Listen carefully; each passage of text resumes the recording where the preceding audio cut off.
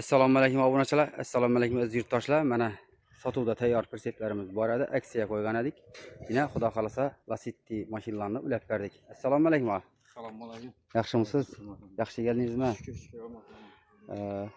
Adres neden dağa? Biz Drujba Fitnay. Drujba Fitnaydan keldilar inagam. Persep ma'qul oldimi? Hava presep ma'qul Xudo shukr. Aluvchilarga tavsiya qilasizmi? Tavsiya etamiz. Shunga kelaverasizlar, xizmatlarni qilib beradilar. Bonuslarni ham ajoyib etib qilib berdik.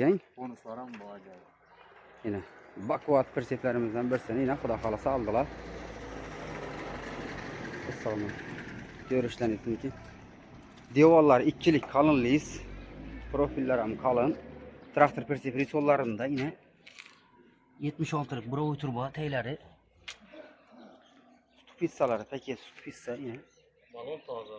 Balon ham paket balonlardan ko'p yine. Yürümeyen. Boltlar ham katta boltdan qo'yganmiz, yana katta boltlari. Lacetti mashinalarni yana xudo xolasa qilib berdik.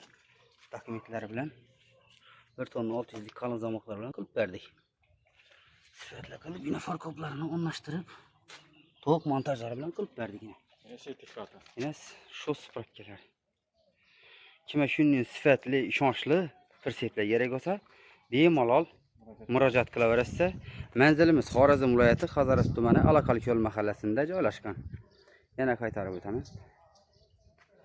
Manzilimiz Xorazm viloyati Hazaras tumani Alaqalko'l mahallasida joylashgan. Bemalol krelni bir chiqib berasizmi? Krellar ham usulini etib, bakvat etib zo'tirgina.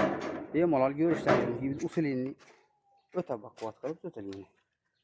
Kimga shunday sifatli, ishonchli perseplar kerak bo'lsa, ekranda telefon nomerlarimizni qoldiramiz. Sog' bo'ling, salomat bo'ling. Yine mashinalarning nomerlari.